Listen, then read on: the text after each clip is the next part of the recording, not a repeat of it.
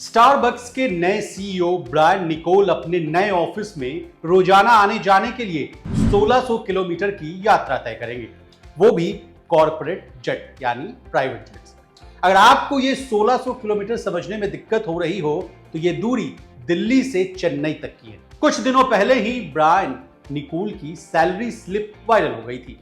इतने जीरो थे कि आम आदमी इस जीरो को गिनते गिनते थक जाए।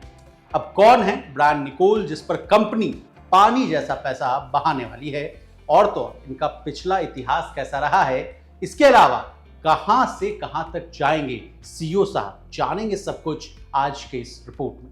नमस्कार, आप देख रहे हैं लोकमत हिंदी और मैं हूं आपके साथ विशाल शर्मा। सबसे पहले प्राइवेट जेट से कहां तक की दूरी तय करेंगे सीईओ साहब, इससे कहानी की शुरुआत करते हैं।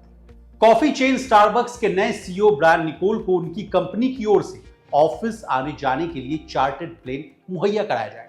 निकोल कैलिफोर्निया में रहते हैं, जबकि स्टारबक्स का ऑफिस सिएटल में, और दोनों शहरों के बीच की दूरी 1600 किलोमीटर। जाहिर है कि ऑफिस आने जाने के लिए उन्हें हर सप्ताह 3 दिन तक ये दूरी तय करनी होगी। अब आप कहेंगे कि हम लोग सप्ताह के 6 दिन या 5 दिन ऑफिस जाते हैं, ये महाशय 3 दिन ही क्यों ऑफिस जाएंगे? असल में निकोल को भारी भरकम सैलरी पैकेज के अलावा कंपनी की तरफ से कई तरह की और सुविधाएं दी गई। उनके ऑफर लेटर में कहा गया है कि उन्हें कंपनी के मुख्यालय सिएटल रोज आने जाने की जरूरत नहीं होगी। उन्हें जरूरत पड़ने पर अपने घर से ही आना जाना करना होगा। यानी आसान भाषा में कहें तो हाइब्रिड पॉलिसी के तहत निकोल को हर हफ्ते 3 दिन ऑफिस जाना होगा। बता दें, स्टारबक्स कंपनी ने पिछले साल यानी 2023 से हाइब्रिड वर्क कल्चर को लागू कर दिया है। इसे फॉलो करते हुए निकोल को भी सप्ताह में सिर्फ 3 दिन ऑफिस आने को बोला गया है। अब जिस व्यक्ति पर कंपनी इतनी मेहरबान हो रही है, वो है कौन और उनका इतिहास क्या है, ये भी जानिए।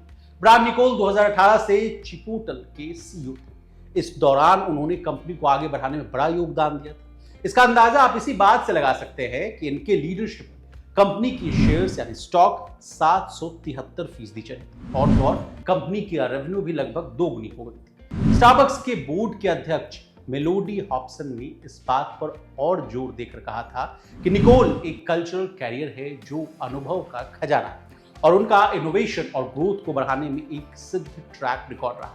निकोल आधिकारिक तौर पर 9 सितंबर को स्टारबक्स के सीईओ के रूप में अपना कार्यभार संभालेंगे। इसी अवधि के दौरान स्टारबक्स के चीफ फाइनेंशियल ऑफिसर राहेल टगेनी अंतरिम सीईओ के रूप में पदभार संभालेंगे। अब जाते जाते आप जिस बात का इंतजार कर रहे हैं कि ब्रायन निकोल की सैलरी कितनी है, इस बात से भी पर्दा हटा दें। ब्रायन निकोल के ऑफर लेटर में उनकी सैलरी और अन्य सुविधाओं का जिक्र किया गया है। इसमें कहा गया है कि बेसिक सैलरी $16 लाख, यानी भारतीय रुपए में इसको देखिए तो 13 करोड़ रुपए, कैश बोनस 36 से $72 लाख, यानी 30 से 60 करोड़ रुपए, और सालाना $7.5 करोड़ यानी 630 करोड़ रुपए का इक्विटी इंसेंटिव मिल रहा है। इसके साथ अन्य चीजों को मिलाकर कुल मिलाकर अगर देखें तो इनका जो पूरा पैकेज है वो 840 करोड़ है।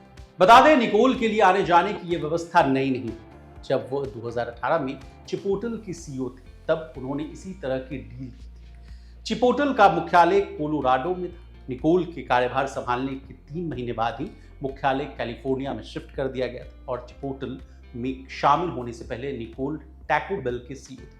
यहां वे कंपनी के प्रेसिडेंट के साथ साथ चीफ मार्केटिंग और इनोवेशन ऑफिसर के तौर पर भी काम कर रहे थे। अब हमने आपको स्टारबक्स के नए सीईओ, इनका सैलरी, कैसे आएंगे जाएंगे, तमाम बातों से आपको रूबरू करवा दी। आपको हमारी ये रिपोर्ट कैसी लगी, कमेंट करके प्लीज बताइएगा। इसी तरह देश और दुनिया और बिजनेस से जुड़ी तमाम ताजा तरीन खबरों के लिए बने रहिए हमारे साथ और देखते रहिए लोकमत हिंदी।